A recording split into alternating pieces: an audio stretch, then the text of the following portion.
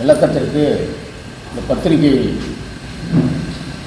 துறை விளக்கத்திற்காக நம்முடைய மாவட்ட தலைவர் திரு மரியாதைக்குரிய விஜயகுமார் அவர்கள் தலைமை தாங்குவார்கள். மத்திய அரசு கொண்டு வந்திருக்கிற குற்றவியல் நடைமுறை சட்டத்தினுடைய விளக்கத்தை பத்திரிகையாளர்களுக்கு விளக்கி பேசுவதற்காக பாரதிய ஜனதா கட்சியினுடைய தேசிய பொதுக்குழு உறுப்பினர் அண்ணன் புரட்சி கவிதாசன் அவர்கள் உங்களிடத்திலே விளக்கம் அளிப்பார்கள்.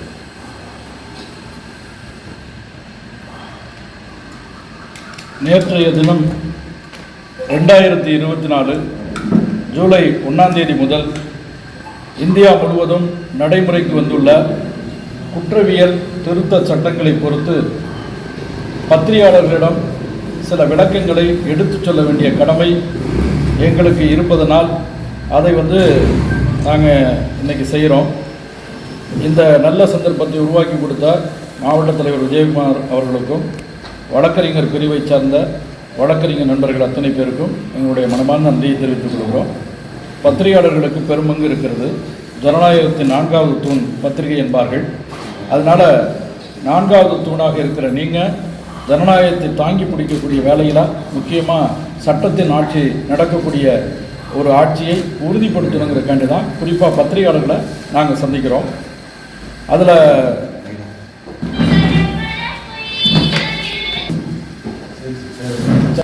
மத்திய குற்றவியல் நடைமுறை சட்டம் அதில் 3 சட்டங்கள் வந்திருக்கு.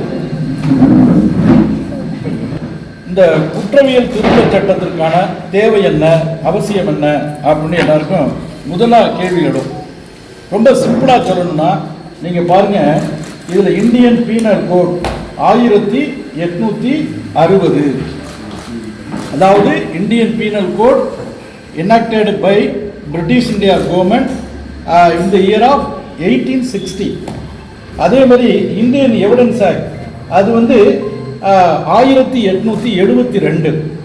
அதுக்கடுத்தாப்புல குற்றவியல் நடைமுறை சட்டம் தான் இந்த நூற்றாண்டில் 73 வருது, 1973. அப்போ 1860 கொண்டு வரப்பட்ட இந்திய தண்டனை சட்டம் என்று சொல்லுகிற இந்தியன் பீனல் கோட் லார்டு மெக்காலயாவால் கொண்டு வரப்பட்டது. 1860 கொண்டு வரப்பட்டது. கிட்டத்தட்ட 2 நூற்றாண்டுகளை தாண்டிய பிறகும் நாம் அதே சட்டத்தை வச்சுக்கிட்டு இருந்தோம்னா நாம் ஒரு முன்னேறிய நாடாக, ஒரு அப்டேட்டான ஒரு நாடாக சட்டத்துறையில் நாம் நடைமுறையில் இருக்கிறோமா அப்படிங்கிற கேள்விக்குறி உலகளவில் ஏறும். அது பாரத தேசத்தினுடைய வளர்ச்சியை, முன்னேற்றத்தை கேள்விக்குறியாக்கும்.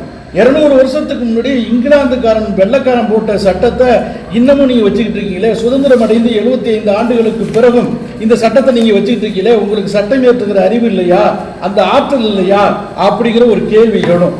இப்படி தான் இந்தியாவுக்கு சுதந்திரம் கொடுக்கும் போது நாங்கள் ஆட்சியை உங்களிடம் ஒப்படைக்க தயாராக இருக்கிறோம், ஆனால் நடத்துவதற்கு உங்களுக்கு அந்த அனுபவம் இருக்கிறதான்னு கேட்குறான். யாரு? பல ஆயிரம் ஆண்டுகளுக்கு முன்பாடி குப்த பேரரசு, மௌரிய பேரரசு, அசோக பேரரசு, சோழ பேரரசு, பாண்டிய பேரரசு, சேர பேரரசு, இப்படி பேரரசுகளை உலகத்தில் முதல் கிங்டன்களை உருவாக்கிய நாடு பாரத நாடு. இது நூற்றுக்கணக்கான கிங்டன்கள் இங்கே இருந்திருக்கு. பேரரசுகள் கடல் கடந்து வாணிபம் செய்திருக்காங்க, கடலை நம்ம கைக்குள்ள வச்சிருந்திருக்காங்க. அப்படிப்பட்ட பேரரசுகள் இருந்த இந்த நாட்டுக்கு உலகத்தின் குடவோலை முறை என்று சொல்லக்கூடிய இன்றைக்கு இருக்கிற தேர்தல் சிஸ்டத்தை இன்ட்ரோடியூஸ் பண்ணது ராஜராஜ சோழன். இன்னைக்கு இருக்கிற ராஜ்யசபா, லோக்சபாங்கிறது அன்னைக்கு எண்பேராயம், ஐம்பெருங்குழு என்று நியமன உறுப்பினர்கள் இருப்பது ஐம்பெருங்குழு. எண்பேராயம் என்பது தேர்ந்தெடுக்கப்படுகிற மக்களால் தேர்ந்தெடுக்கப்பட்ட பிரதிநிதி குழு. இன்னைக்கு இருக்கிற ராஜ்யசபா, லோக்சபாவுக்கு நிகரானது. இப்படி உலகத்திற்கே அரசியல் நாகரிகத்தை எடுத்து காட்டிய பாரத திருநாட்டில் ஆள்வதற்கு உங்களுக்கு தெரியுமான்னு கேள்வி கேட்டாங்க.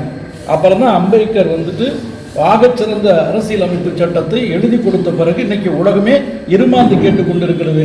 அம்பேத்கர் எழுதிய அளவுக்கு உலகத்தில் எந்த நாட்டிலையும் அரசியலமைப்பு சட்டம் செம்மையாக இருக்கவில்லை அப்படின்னு. ஏன் நம்மளை ஆண்ட இங்கிலாந்துக்கு கூட அரசியலமைப்பு சட்டம் இல்லை. நீங்க நல்லா புரிஞ்சுக்கோங்க, அரசியலமைப்பு சட்டம் ரிட்டனா சில நாடுகளில் இருக்கும், அன்ரிட்டனா சில நாடுகளில் இருக்கும்.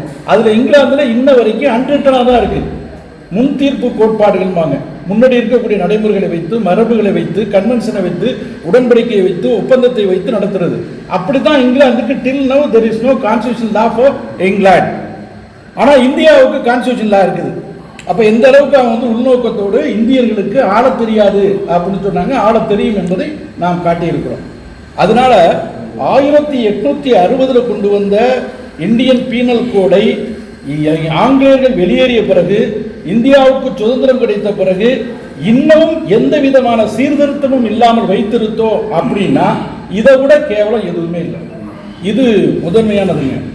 அதனால இந்த கால சூழ்நிலைக்கு ஏற்ப நாம வந்து இந்த குற்றவியல் சட்டங்களை திருத்த வேண்டும் என்று ஒரு முடிவெடுத்து டியூ ப்ராசஸ் ஆஃப் லா, பாராளுமன்றத்தில் 3/2 அதிகாரம் இருந்தால் தான் நம்ம கான்ஸ்டியூஷன் அமெண்ட் பண்ணி கொண்டு வர முடியும்.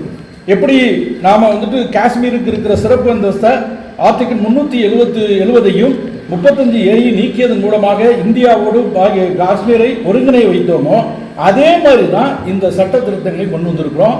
இந்த சட்ட திருத்தங்கள் மீது விரிவான விவாதம் நடந்திருக்கு, நாட்கணக்கில் விவாதம் நடந்திருக்கு, மணிக்கணக்கில் எதிர்க்கட்சிகள் பேசியிருக்கிறாங்க. எல்லா விவாதத்திற்கு பிறகு முறையாக லோக்சபாவிலையும் ராஜ்யசபாவிலையும் இயற்றப்பட்டு ஜனாதிபதியுடைய அசென்ட் அல்லது சாங்ஷனுக்கு பெற்று கெசட்ல வெளியிடப்பட்டு நடைமுறைக்கு வந்து நேற்றைய தினம் தமிழ்நாடு இந்தியா முழுவதும் நடைமுறைக்கு வந்து ஜூலை 1, 2024 திருத்தப்பட்ட குற்றவியல் சட்டங்கள் இந்திய தேசத்தில் நடைமுறைக்கு வந்துவிட்டன. அதில் முக்கியமாக தமிழ்நாடு அரசுக்கு நாங்கள் நன்றி பாராட்டுகிறோம். நேற்றைய தினம் முதல் கேஸ் 1000 வழக்கில் ஒரு செல்போனை வந்து அஸ்ஸாமை சேர்ந்த 2 இளைஞர்கள் ட்ரெயினில் வந்துட்டு இங்கேருந்து கிளம்பி அயனாவரம் போகும்போது ஆட்டோவில் போகும்போது ஆட்டோவில் விட்டுட்டு போயிடுறாங்க. அவங்க நடந்து ரயில்வே ஸ்டேஷனுக்கு வர்றாங்க. வரும்பொழுது அவங்களுடைய செல்போனை வழிப்பறி செஞ்சிடறாங்க. அந்த வழிப்பறி செஞ்சவர்களை சிசிடிவி கேமராவுடைய பதிவுகளை வைத்து கையும் களவுமாக நேற்றே பிடித்திருக்கிறார்கள். திருட்டு பொருள் மீட்கப்பட்டிருக்கிறது. அதனால் இந்த திருத்தப்பட்ட சட்டத்தை தமிழ்நாடு அரசு முழுமையாக ஏற்றுக்கொண்டு நேற்றைக்கு முதல் வழக்கை 1000 வழக்கு காவல் நிலையத்தில் பதிவு செய்திருக்கிறார்கள். அதற்கு எங்களுடைய பாராட்டுக்கள், நன்றி. அதனால் இந்த அரசாங்கம் திருத்தப்பட்ட குற்றவியல் நடைமுறை சட்டத்தை ஏற்றுக்கொண்டு விட்டது. கறந்தபால் மடி திரும்பாது, கருவாடி மீனாக. மிட்டாயை உள்ள சப்பி சாப்பிட்டுட்டா திரும்ப மிட்டாய் வராது, அது வேறையா தான் போகும். அதனால செரித்து போய்விட்டது. சட்டப்படியா நடைமுறைக்கு வந்து விட்டது. இது நெவர் கோ பேக். ஒரு கல்வி குமரி ஆக முடியுமா? முடியாது. அதனால இந்த சட்டம் நடைமுறைக்கு வந்து விட்டது. நடைமுறைக்கு வந்த சட்டத்தை திரும்ப பெறுங்கன்னு சொல்றதுக்கு பேச்சுக்கே வேலை இல்லை. அதனாலதான் இன்றைக்கு மத்திய உள்துறை அமைச்சர் அமித்ஷா அவர்கள் சட்டத்தை கொண்டு வந்து விட்டோம், நடைமுறைக்கு வந்து விட்டது, திரும்ப பெறும் என்ற பேச்சுக்கே இடமில்லை அப்படின்னு சொல்லியிருக்காரு. மைனாரிட்டி அரசாங்கம்னு சொல்றீங்கல்ல, பிஜேபி புதுசாக ஒரு வார்த்தை சொல்லி இருக்கீங்க. ஏன் நீங்கள் தான் மெஜாரிட்டியாக இருக்கீங்கல்ல? பாராளுமன்றத்தில் தான் 2.5 மணி நேரம் கோஷம் போடுறதுக்கெல்லாம் அவங்களுக்கு கற்றுக் கொடுத்துருக்காருல்ல அவங்க எதிர்கட்சி தலைவர் ராகுல் காந்தி அவர்கள். ஏன் கோஷம் போடுங்களே, கலாட்டா பண்ணுங்களேன், சட்டத்தை வாபஸ் பண்ண வைங்களே? முடியாது. சுப்ரீம் கோர்ட்டுக்கு ஏற்கனவே எதிர்கட்சிகள் போயிருக்கிறாங்க, பல சட்ட வல்லுநர்கள் போயிருக்கிறாங்க, ரிட் பெட்டிஷன் போட்டிருக்கிறாங்க. அனைத்திலும் காலத்துக்கு ஏற்ப மாற்றம் அவசியமானது. இன்னும் இபிகோவை வைத்துக் கொண்டிருந்தால் இந்தியாவின் தன்மானத்திற்கு இழுக்கு. அதனால சரியான மாற்றங்களை சரியான நேரத்தில் கொண்டு வந்திருக்கிறார். பாராட்டு பத்திரம் உச்சநீதிமன்றம் வாசித்திருக்கிறது. அதனால முடிஞ்சு போச்சு. நடைமுறைக்கு வந்துவிட்டது. நடைமுறைக்கு வந்ததை தடுப்பதற்கு சட்டத்திலே இடமில்லை, பின்வாங்குவதற்கு திரும்ப பெறுவதற்கும் இடமில்லை. அப்படி பார்த்தா காஷ்மீரை திரும்ப கொண்டு போக முடியுமா? ட்ரிபிள் தலாக் தடை சட்டத்தை கொண்டாந்து திரும்ப கொண்டு போக முடியுமா? SC/ST ஆக்ட்ல அமெண்ட்மெண்ட் கொண்டாந்து கொண்டு போக முடியுமா? டொமஸ்டிக் வயலன்ஸ் ஆக்ட் கொண்டாந்தாங்களே கொண்டு போக முடியுமா? பெண்களுக்கு 50 விழுக்காடு இடஒதுக்கீடு கொண்டாந்து திரும்ப பெற முடியுமா? பாராளுமன்றத்தில் இயற்றப்பட்டு அரசியலமைப்பு சாசனத்தால் உறுதிப்படுத்தப்பட்டு நடைமுறைக்கு வந்து விட்டால் அது ஓவர். Never go back. பின்னோக்கி திரும்ப கேளுங்க.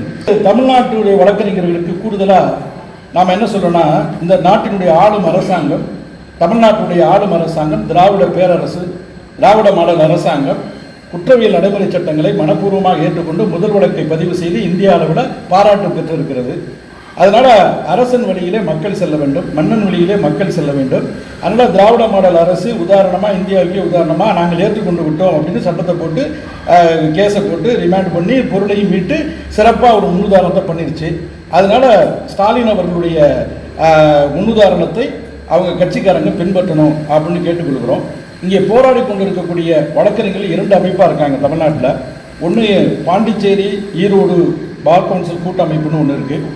இன்னொன்று தமிழ்நாடு பாண்டிச்சேரி பார் கவுன்சில் அப்படின்னு இருக்கு. இன்னொன்று வந்துட்டு கூட்டு நடவடிக்கை குழு அப்படின்னு ஒரு ஜாயிண்ட் ஆக்ஷன் கமிட்டி அப்படின்னு 2 அமைப்புகள் இருக்கு வழக்கறிஞர்களுக்காக தமிழ்நாட்டில். 2 அமைப்புகளுமே போராடிக்கிட்டு இருக்காங்க. இது உண்மையிலேயே சட்டம் தெரிந்த கற்றறிந்த வழக்கறிஞர்கள் மற்றவர்களுக்கு முன்னுதாரணமாக இருக்கணும். இது நான் சொல்லி தெரிய வேண்டியதில்லை, இதெல்லாம் முடியாது. வழக்கறிஞர் லீவு வேணுங்கிறதுக்காண்டி ஸ்ட்ரைக் அடிக்கிறது மாதிரி எல்லாம் இது கிடையாது. சட்ட திருத்தம் ஒன்ஸ் ஃபார் ஆல் வந்துருச்சு, இதை திரும்ப பெற முடியாது.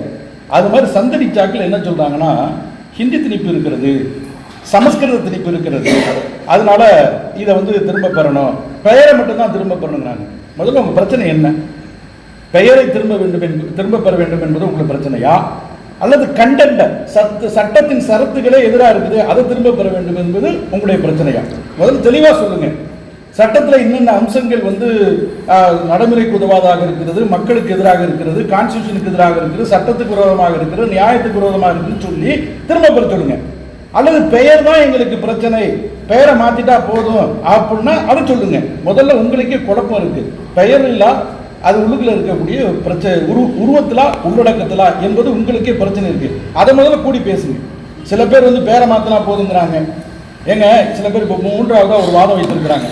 ஆர்டிகிள் 348 சொல்றாங்க. அதாவது இந்திய கான்ஸ்டியூஷனுடைய ஒவ்வொரு செக்ஷனுக்கு பேர் உறுப்பு அல்லது ஆர்டிகிள் அப்படிம்பாங்க ஆங்கிலத்தில். அதில் 348 என்ன சொல்லுதுன்னா, சுப்ரீம் கோர்ட் ஆஃப் இந்தியாவிலையும் ஹைகோர்ட் ஆஃப் இந்தியாவிலையும் ஆங்கிலம் தான் பேசப்பட வேண்டும் அப்படின்னு சொல்லியிருக்கு. இதை இப்போ கையில் எடுத்திருக்காங்க. 348 விரோதமாக இருக்குன்னு அதெல்லாம் சொல்லியாச்சு சார். இப்போவும் ஹைகோர்ட்லேயும் சுப்ரீம் கோர்ட்லேயும் இந்த சட்டம் நடைமுறைக்கு வந்த பிறகு ஆங்கிலம் தான் தகவல் தொடர் மொழி, அஃபிஷியல் லாங்குவேஜ் ஆங்கிலம் தான். அதை ஒன்றும் மாற்றலை. ஆங்கிலம் உலக மொழியாயிருச்சு. அதனால் சுப்ரீம் கோர்ட் ஆஃப் இந்தியாவில் நீங்கள் ஆங்கிலத்தில் பேசலாம். ஹைகோர்ட் ஆஃப் தமிழ்நாட்டிலையோ ஹைகோர்ட் ஆஃப் மெட்ராஸ்லையோ ஹைகோர்ட் ஆஃப் மதுரை பெஞ்சிலையோ நீங்கள் ஆங்கிலத்தில் பேசலாம். தமிழில் கூட இப்போ நம்ம ஆட்கள் பேசுகிறாங்க. ஆர்டிகிள் 348 எதை உறுதிப்படுத்துகிறது என்று சொன்னால், இந்தியாவுடைய அபிஷியல் லாங்குவேஜ் தான் இருக்க முடியும். ஆனால் 348 அமெண்ட் பண்ணி தமிழையும் வழக்காடு மொழியாக கொண்டு வாங்க அப்படின்னு சொன்னால் சிறப்பு. தமிழ்நாடும் வழக்காடு மொழியாக தமிழில் கொண்டு வாங்க, கேரளாவில் மலையாளத்தில் வழக்காடு மொழியை கொண்டு வாங்க, வங்காளத்தில் வழக்காடு மொழியாக கொண்டு வாங்க, குஜராத்தில் வழக்காடு மொழி கொண்டு வாங்க, மகாராஷ்டிராவில் மகராட்டியில் வழக்காடு மொழியை கொண்டு வாங்கன்னு சொல்லி ஆர்டிகிள் 348 அமெண்ட் பண்ண சொன்னால் அது நியாயம். அனைத்து 18 மொழிகளும் வளரும், இந்தியாவின் மொழிகள் வளர்ச்சி அடையும். அந்த சொந்த தாய்மொழியில் வாதாடுறதுக்கான போராடுறதுக்கான திறமையும் அறிவும் வழக்கறிஞர்களுக்கு வரும். அது அந்தந்த ஹைகோர்ட்லையும் அந்தந்த சுப்ரீம் கோர்ட் பிரான்ச்லையும் பண்ணலாம். திருத்தம் செய்யப்பட்ட இந்த சட்டங்கள் ஏழை எளிய மக்கள் பாமர மக்களுக்கு புரியும் வகையில் என்னென்ன பயன்களை தரும் சொல்லுங்க சார். அதாவதுங்க, திருத்தப்பட்ட சட்டங்களில் மிக முக்கியமாக என்னென்னா, இப்போ சைஃபர் லாஸ் அப்படின்னு நம்ம சொல்கிறோம். இன்றைக்கி தான் அது வந்திருக்கு. ஒரு 100 வருஷத்துக்கு முடியல, 50 வருஷத்துக்கு முடியாது கிடையாது. சைபர் கிரைம் அது 50 வருஷத்துக்கு முடியலாம் கிடையாது. அது அதே மாதிரி ஆன்லைன் கிரைம், ஆன்லைன் மோசடி இதெல்லாம் ஒரு 50 வருஷத்துக்கு முடியலாம் கிடையாது. அப்போதைக்கு திருட்டு, கொலை குற்றம், கற்பழிப்பு இந்த மாதிரி பழமையான குற்றங்கள்லாம் இருந்தது. இப்போ புதுமையான குற்றம் இருக்குது. என்ன ஹேக் பண்ணுறதெல்லாம் இருக்குது. ஹேக் பண்ணுறதெல்லாம் இப்போ நமக்கு அதுக்கெல்லாம் சட்ட வேண்டி இருக்குது. அப்போ எலக்ட்ரானிக்கல் இன்ஸ்ட்ருமெண்ட்ஸ், கம்ப்யூட்டர் இன்ஸ்ட்ருமெண்ட்ஸ், அதே மாதிரி வெப்சைட்டு, அது மாதிரி அலைக்கற்றை விஷயங்கள்லாம் இருக்குது. இன்றைக்கி மின்னணுவியல் வளர்ந்து போயிருக்குது. அதனால காலத்துக்கு ஏற்ப சட்ட திருத்தம் தேவை என்பதை இந்த புதிய சட்ட திருத்தங்கள் உள்வாங்கி இருக்கிறது. ஆகையினால நீங்கள் கம்ப்ளைண்ட்டுக்கு போலீஸ் ஸ்டேஷனில் போய் வெள்ளை பேப்பர் வாங்கி அங்கே எழுத்துக்காரனை பிடிச்சி எழுதி கொடுக்கவோ டைப் அடித்து கொடுக்க வேண்டிய அவசியமே இல்லை. நீங்கள் உங்களுடைய கம்ப்ளைண்ட்டை வாட்ஸ்அப்பில் அனுப்பலாம், நீங்கள் உங்கள் கம்ப்ளைண்ட்டை மெயிலில் அனுப்பலாம், நீங்கள் உங்கள் கம்ப்ளைண்ட்டை இமெயிலில் அனுப்பலாம். ஆன்லைன் வசதி இருக்கிறது. அதே மாதிரி ஆன்லைன்லேயே உங்களுக்கு நம்பர் கொடுக்கப்படும், ஆன்லைன்லேயே ரிசிப்ட் கொடுக்கப்படும். அதற்கு பிறகு எஃப்ஐஆர் போட்டுட்டாங்கன்னா ஆன்லைன்லேயே ஃப்ரீ காப்பி டவுன்லோட் செய்யப்படும். நீங்கள் இதுக்கு முன்னாடி புகார் கொடுத்தவங்களுக்கு மட்டும்தான் ஆன்லைன் காப்பி இலவசம். இப்போ எதிரிக்கும் ஆன்லைன் காப்பி இலவசம். எவ்வளோ நல்ல விஷயம் பாருங்கள். குற்றவாளிக்கு என்ன கேஸ் போட்டிருக்கேன்னு தெரியாமல் போவாங்க, என் மேலே என்ன கேஸ்ன்னே தெரியாமல் போவான். ஜட்ஜிகிட்ட போய் நிப்பாட்டுவாங்க, உன் மேலே என்ன கேஸ் போட்டுருக்குன்னு தெரியுமான்னு கேட்பாங்க. அப்போ சொல்லுவான், தெரியலம்மா, போலீஸ் கூட்டிகிட்டு வந்தாங்கம்மா அப்படின்னு. அப்போ தான் சொல்லுவாங்க, உன் மேலே 1/2 கிலோ கஞ்சா கேஸ் போட்டுருக்கு தெரியுமா அப்படின்னு. தெரியாதுமா அம்மா, சரி ரைட் வக்கீல் வச்சு பார்த்துக்க முடிஞ்சிடும். இப்போ அப்படி இல்லை. அவனுக்கு எஃப்ஐஆர் நகல் கொடுக்கப்படும், உன் மேலே என்ன கேஸ் போடப்பட்டிருக்கு அப்படின்னு கொடுக்கப்படும். அப்போ இந்த ரைட் டு இன்ஃபர்மேஷன் ஆக்டுக்கே வேலை இல்லாமல் ஆட்டோமேட்டிக்காகவே உங்களுக்கு வெளிப்படையாக டிரான்ஸ்பரண்டாக இந்த கிரிமினல் கோர்ட் ரெக்கார்ட்ஸு ப்ரொசீடிங்ஸ் எல்லாம் ஸ்டெப் பை ஸ்டெப்பாக உங்களுக்கு கிடைக்கும். ஒப்புதல் வாக்குமூலம் கொடுப்பீங்க கோர்ட்டில். வீடியோ காலிலேயே இவரை வந்துட்டு நிப்பாட்டி நேர்நிறுத்தி இவர் சாட்சியை சொல்லி எதிர்த்தரப்பு வக்கீல் அதை குறுக்கு விசாரணை செஞ்சு ரெக்கார்ட் பண்ணக்கூடிய சூழ்நிலை இன்றைக்கி விட்டது. அதனால இனிமேல் சாட்சிகள் நீதிமன்றத்தில் படி ஏற வேண்டியதில்லை. கல்யாணத்துக்கு போன வாக்கிலே கல்யாண வீட்டில் ஒரு வாரத்தில் இருந்து கூட சாட்சி கொடுக்கலாம். ஹாஸ்பிட்டலில் இருந்த வாக்கிலே ஹாஸ்பிட்டலில் படுத்துக்கிட்டே சாட்சி கொடுக்கலாம். அதனால சாட்சிக்காக அலைய வேண்டிய அவசியமோ தேவையோ இல்லை. அதே மாதிரி வழக்கறிஞர்களும் நீதிமன்றத்துக்கு போய் ஆர்கியூ பண்ணணுங்கிற அவசியம் இல்லை.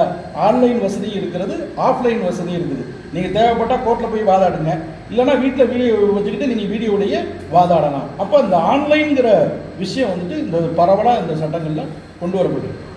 கொள்ளை, கற்பழிப்பு, அது மாதிரி தேச விரோத செயல், இது மாதிரி பெரிய மேஜர் கிரைம்ஸ், சீரியஸ் கிரைம்ஸ்க்கு மட்டும்தான் கைவிலங்கு போடணும், மற்றவங்களுக்கு கைவிலங்கு போடக்கூடாது.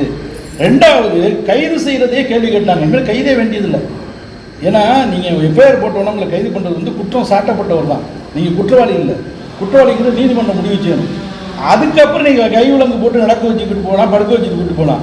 ஆனால் எஃப்ஐஆர் போட்டு ஒருத்தர் கூட்டு போகிறான்னு வைங்க, அது பொய் கேஸ் ஆகி போகுதுன்னு வைங்க, இவர் இழந்த மானம் என்ன ஆகுது, இவருடைய மரியாதை என்ன ஆகுது, அதனால் எவ்வளோ இழப்பீடு. அதனால் நீங்கள் குற்ற எஃப்ஐஆர் போட்ட பட்சத்தில் நீங்கள் தண்டனை கொடுக்க முடியாது. அது குற்றம் ஐயம் திரிவு வர நிரூபிக்கப்பட்ட பிறகு தான் அது மாதிரி கொண்டு போகணும் அப்படின்னு சொல்லுவாங்க. இதுதான் பழைய சட்டம். இப்போ பன்ட்ரேஷனே வேண்டியதில்லை, அதுக்கான முயற்சி இருந்தாவே போகும். அப்போ என்ன பண்ணுவாங்க, நிறைய ஆம்பளைங்க ஆண்மை பரிசோதனைக்கு போயிட்டு அந்த நேரத்தில் எனக்கு ஆண்மை இல்லை, அதனால் நான் எப்படி ரேப் பண்ணியிருக்க முடியும்னு விடுதலையாகும். ஒரு பெண்ணுடைய தன்மானத்தை கெடுத்து அந்த பொண்ணை அடைச்சி வச்சு அவங்களுடைய ஆடைகளை கலைந்து அதற்கான முயற்சியில் ஈடுபட்டாவே அது வன்புணர்வு தான், அதாவது அசால்ட்டு, செக்ஷுவல் அசால்ட்டு தான், அது பாலியல் தாக்குதல் தான். ஆனால் பழைய சட்டத்தில் ரேப் பண்ணால் மட்டும்தான் கேஸ். ரேப் பண்ணுறதுக்கான இது சம்மந்தம் இல்லைன்னா முடிஞ்சு போச்சு, அது மாதிரி இருந்தது. இப்போ அப்படி இல்லை. அடுத்து இந்த மாதிரி கேஸுங்களில் உடனடியாக நீங்கள் வீடியோ எவிடன்ஸ் எடுக்க சொல்கிறாங்க. இதுக்கு முன்னாடியெல்லாம் கொலை நடந்த இடத்துல போய் போலீஸ் ஃபோட்டோலாம் எடுக்க மாட்டாங்க. இப்போ தான் ஃபோட்டோ எடுக்கிறாங்க. இப்போ வீடியோவே எடுக்க சொல்கிறாங்க. அதுக்கப்புறம் தான் நீங்கள் எவிடன்ஸை கலெக்ஷன் பண்ணணும். அப்படி நீங்கள் வீடியோ எடுத்திருந்தீங்கன்னா ராமஜெயம் வழக்கெல்லாம் இத்தனை வருஷத்தில் நீடிந்திருக்காங்க. குற்ற நடந்த இடத்துல சாட்சிகள் கலையிறதுக்கு முன்னாடி அங்கே போய் இருந்து அந்த சூழ்நிலையை அப்படியே நீங்கள் வீடியோ பண்ணிட்டீங்கன்னா, எப்படி சடல கூராய்வு செய்யும்போது டாக்டர் கரெக்டாக உடம்ப பிரேத பரிசோதனை செய்கிறாரா, எங்களுக்கு நம்பிக்கை இல்லை, அதுக்காண்டி வீடியோ வச்சு பண்ணணும் சொல்லியிருக்காரு. எடுத்த எடுப்புலையே இப்போ இங்கே இருக்கக்கூடிய சிபிசி சிஆர்பிசி அங்கே கிடையாது, இங்கே இருக்கக்கூடிய SC/ST ஆக்ட் அங்கே கிடையாது, இங்கே இருக்கக்கூடிய டொமஸ்டிக் வயலன்ஸ் ஆக்ட் அங்கே கிடையாது, இங்கே இருக்கிற இண்டஸ்ட்ரியல் ஆக்ட் அங்கே கிடையாது, எதுவுமே கிடையாது. இந்த தலித்துகளுக்காண்டி பேசக்கூடிய திருமாவளவன் போன்றவர்களுக்கு கவனிக்கணும், அங்கே SC/ST மக்களுக்கு எந்த பாதுகாப்பும் கிடையாது. அதே மாதிரி பெண்களுக்கு அங்கே எந்த பாதுகாப்பும் கிடையாது. இது எல்லாம் இந்திய சட்டத்தின் முன்பாக அனைவரும் சமம் சொல்லிவிட்டு காஷ்மீர்காரங்களுக்கு மட்டும் எதுவுமே எந்த ப்ரிவிலேஜஸும் இல்லைன்னா, ஏங்க இந்தியாவில் முதல் முறையாக 10 விழுக்காட்டிலேருந்து 15 விழுக்காட்டுக்கு மேலே ஓட்டு போடானதே இல்லை. காஷ்மீரை இந்தியாவோடு இணைத்தது ஜனநாயக படுகொலைன்னெல்லாம் சொன்னாங்க, மர்டர் ஆஃப் தி கான்ஸ்டியூன்சி அப்படின்னு சொன்னாங்க.